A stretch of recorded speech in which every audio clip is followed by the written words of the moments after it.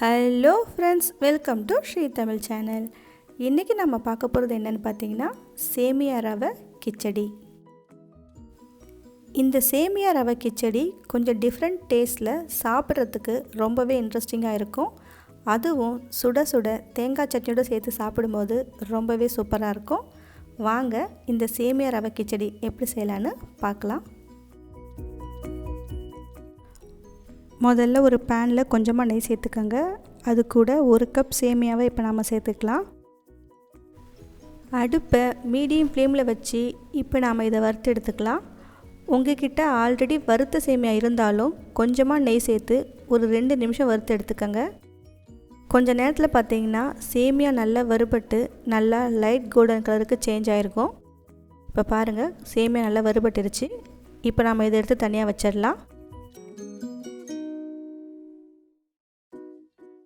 அடுத்து ஒரு கப் சேமியாவுக்கு அரை கப் ரவை சேர்த்துக்கலாம். அடுப்பை மீடியம் ஃப்ளேமில் வச்சு ரவை நல்லா வறுபட்டு வாசனை வர வரைக்கும் நாம் இப்போ இதை வறுத்து எடுத்துக்கலாம். ஏற்கனவே வறுத்த ரவையாக இருந்தாலும் ஒரு 2 நிமிஷத்துக்கு மட்டும் லேசாக வறுத்து எடுத்துக்கோங்க.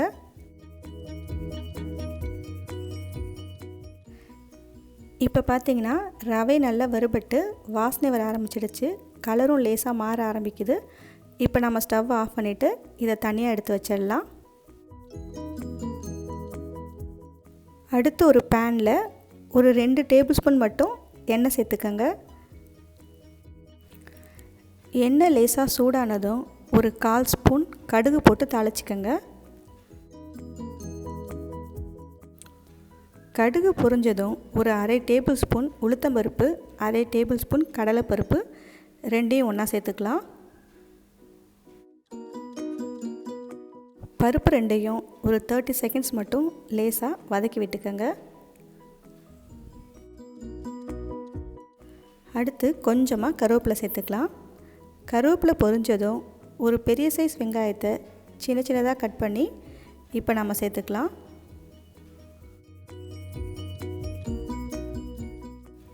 வெங்காயம் கண்ணாடி பதம் வர வரைக்கும் நாம் இப்போ இதை வதக்கி எடுத்துக்கலாம்.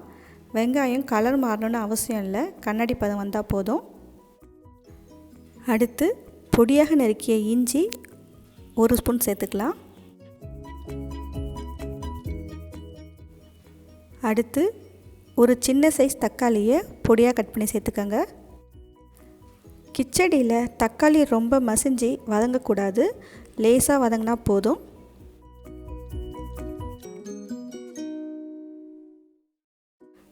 அடுத்து ஒரு 3 பச்சை மிளகாயை கீறி சேர்த்துக்கலாம். உங்கள் காரத்துக்கு ஏற்ற மாதிரி பச்சை மிளகாய் சேர்த்துக்கோங்க. பச்சை மிளகாயை லேசாக வதக்கி விட்டுக்கலாம். 1 கப் பொடியாக நறுக்கிய காய்கறிகள் சேர்த்துக்கலாம். கேரட், பீன்ஸ், பட்டாணி அப்படின்னு உங்களுக்கு என்ன பிடிக்குமோ அதுக்கேற்ற மாதிரி சேர்த்துக்கோங்க. நான் இன்றைக்கி பட்டாணி சேர்க்கலை, கேரட், பீன்ஸ் மட்டும் தான் சேர்த்துருக்கேன். காய்கறி சேர்த்ததும் ஒரு முறை நல்லா வதக்கி விட்டுக்கோங்க. அடுத்து கொஞ்சமாக மஞ்சள்தூள் சேர்த்துக்கோங்க. அப்புறமா ஒரு 1/4 ஸ்பூன் மட்டும் உப்பு சேர்த்துக்கலாம். காய்கறிக்கு தேவையான உப்பு மட்டும் இப்போ நம்ம சேர்த்துக்கலாம். உப்பு மஞ்சள்தூள் சேர்த்ததுக்கப்புறம் நல்லா ஒரு முறை கலந்து விட்டுக்கோங்க. ஒரு முறை நல்லா கலந்து விட்டதுக்கப்புறம் நாம் இப்போ இதை மூடி போட்டு வேக வச்சுக்கலாம்.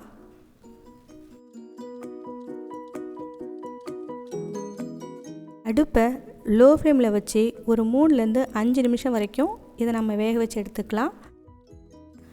3 நிமிஷத்துக்கு அப்புறம் பார்த்திங்கன்னா காய்கறிகள்லாம் ஒரு 3/4 பதத்துக்கு வெந்திருக்கும். அடுத்து நாம் தேவையான அளவு தண்ணி சேர்த்துக்கலாம்.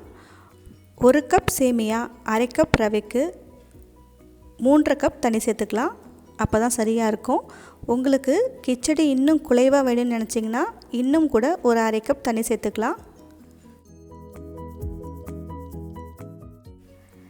தேவையான அளவு உப்பு சேர்த்துக்கலாம். காய்கறிகளில் ஏற்கனவே உப்பு சேர்த்துருக்கோம் அப்படின்றதுனால உப்பு சேர்க்கும் போது பார்த்து சரியாக சேர்த்துக்கோங்க. இப்போ பார்த்திங்கன்னா தண்ணி கொதிக்க ஆரம்பிச்சிடுச்சு. அடுப்பை லோ ஃப்ளேமுக்கு மாற்றி வச்சுட்டு சேமியா மட்டும் கொஞ்சம் கொஞ்சமாக சேர்த்துக்கலாம். சேமியா சேர்த்ததுக்கப்புறம் நல்லா ஒரு முறை கலந்து விட்டுக்கோங்க.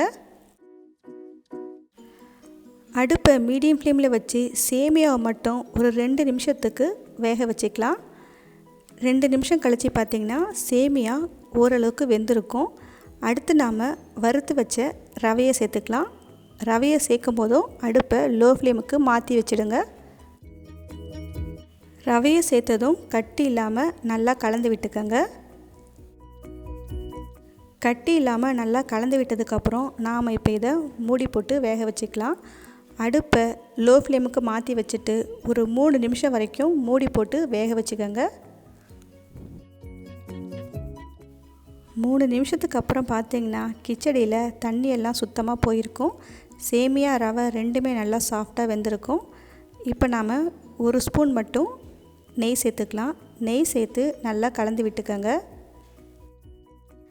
நீங்கள் இந்த கிச்சடியை கொஞ்சம் லேட்டாக சாப்பிட போகிறீங்க அப்படின்னா இன்னும் 1 ஸ்பூன் சன்ஃப்ளவர் ஆயில் சேர்த்து நல்லா கலந்து விட்டுக்கோங்க.